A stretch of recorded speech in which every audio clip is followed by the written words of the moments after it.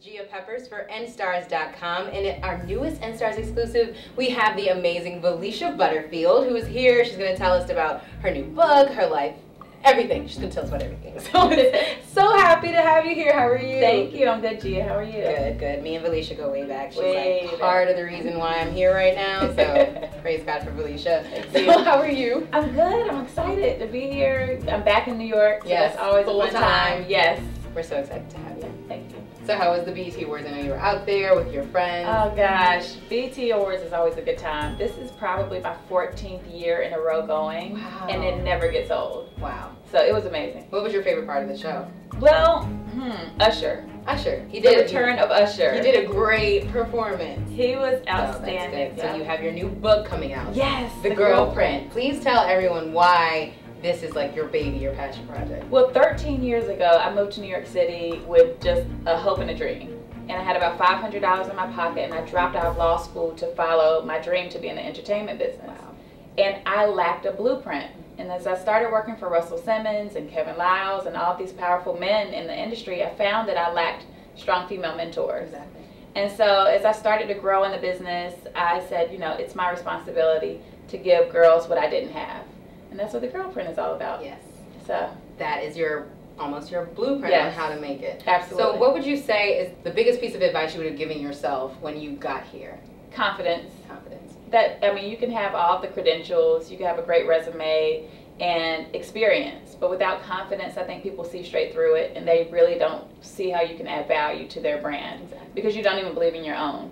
And so confidence would be the key. I was so insecure, so nervous, and I faked it. Fake it till you make it. Yeah, but you know, being a small town girl that I really did not feel like I belonged in this city. And so confidence would probably be the number one thing. Valeisha is the founder of WEEN, and I'm a product of the first WEEN Academy. And so for everyone that doesn't know about WEEN, tell people what WEEN is in like a short. I mean, we're a nonprofit organization, global coalition of women committed to supporting, promoting, and defending, that's key, yes, the balanced, positive portrayal of women in entertainment. So basically we provide internships, job opportunities, and real education on what it takes to survive in the most competitive business in the world. Literally. Yeah. Literally. Like, I'm not sure where I would be without WEEN. Part of the reason why I have, like, you know, just connections, just seeing people, it's so nice to know, like, oh my gosh, girl, hey girl, I know you're from WEEN. You're not alone. It's like great. So I really am so happy that the GirlPrint is going to be like nationwide, and anybody can get it. I promise you, the advice you get is going to be, even if you're not a girl, read it. So how is WEEN going? I know you guys are on year 3. Oh my gosh. Tell everyone how it is. So we are in our 8th year of existence, in our 3rd year of the WEEN Academy. And this morning, actually, I went and spoke to our 2014 class. And just to see those girls sitting there just so full of anxiety and insecurities and all of those things, it just takes me right back to where I was when I was in their shoes. And, you know, it's amazing. I was at, the BET Awards. And I ran into so many young ladies that came up and said that they were a product of WEEN and the Academy. And literally, it brought tears to my eyes. And so when you start seeing the fruits of your labor and you see how girls are really benefiting from those opportunities, it makes it all worth it. It really does. Yeah. It really does. Back to less emotional stuff. You seem like you have it all together.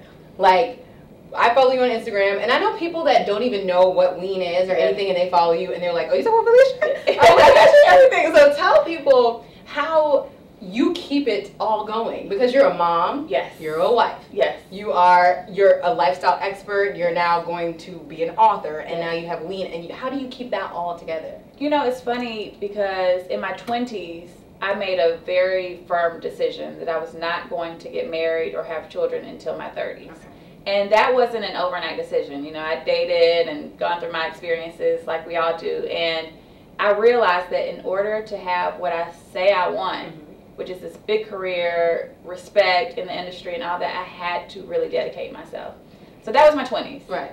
And then as I started to get near the end of my 20s, I started really looking at myself as a brand. And I said, okay, if I, you know, can invest all of my time into building the brand of Russell Simmons, and eventually President Barack Obama, I was a part of that process, then I have to start investing in my own brand. Right. And a part of that was to become a wife and a mom. There were a lot of hard knocks. And so when I finally met the one and we started moving in that direction, I had to stop saying yes to so much in business. Like, you know, every red carpet, every event, every meeting, and I started just declining some things. And that was hard. It's still hard. Right. Like, I probably shouldn't have been to be a teacher. But it's all about balance. Right. And so I don't have it all together. Right. But I try every single day to improve. And so, you know, there are days where, you know, I'm like really the soccer mom. So it's just prioritizing, I think, is the most important thing, even before you even have, you know, a husband and kids. Right. It's always about. It's all about taking care of you first. And that was actually Michelle Obama told me that once.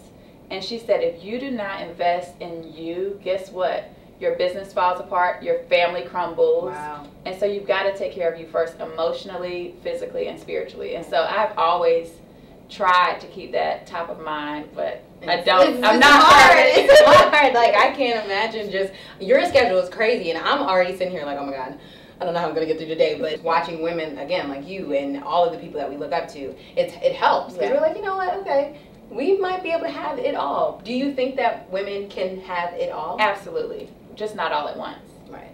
And that's the thing that you have to start reconciling in your mind.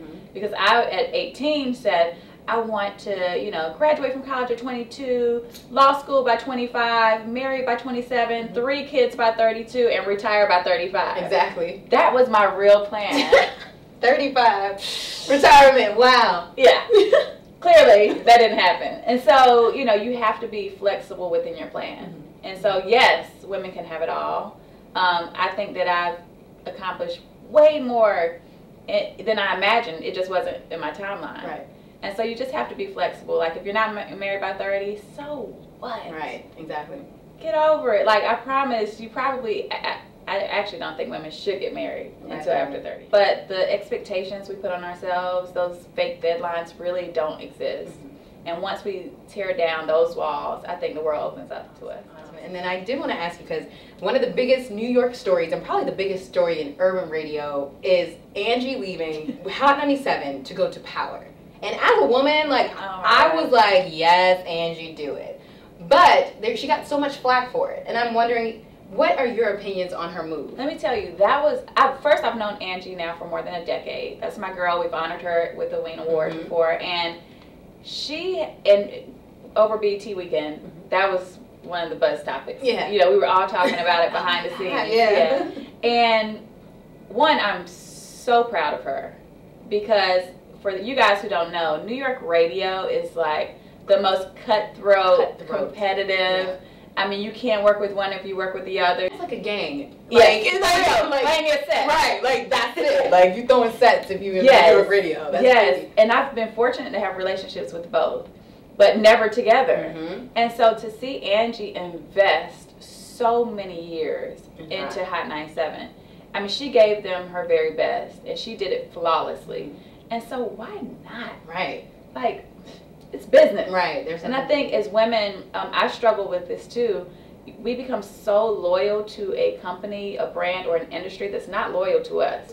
And you have to realize that they're not your family. Right. It's the nature of the business. It is business. And once you are able to set aside those personal feelings, you can make those moves. Angie saw a great opportunity. She waited, and she said, you know what? I gotta go. It's time. So the biggest thing that I saw, the reaction, especially the taglines, like, you know, Chris Brown's "These hoes ain't loyal," and I really felt some type of way, because Angie Martinez has never been any type of groupie or anything. So what do you think about that connotation? Because obviously it's because she's a woman that they were able to use that tagline. I mean, terms like hoe are just thrown around way too loosely. It's so juvenile when I hear people just throw a label on an entire group of women. And I've been on the receiving end of that too. And it's just, it's not fair. And I think that, you know, we have to check ourselves even as women. We throw it around. We do. Against each other. We hate on each other. And even a person with such a stellar career can still get that tag just because of association or just because of making a strong business move. Exactly. That's crazy. It was never that serious. No. Like, I think Angie is a boss. Yeah. I think making this move made her even more about, she was a trending topic. Yes. You know, so I think that was such a great move for her. It was. So congratulations to you, Angie. Yeah, because we can't wait till you start on Power. That'll be amazing.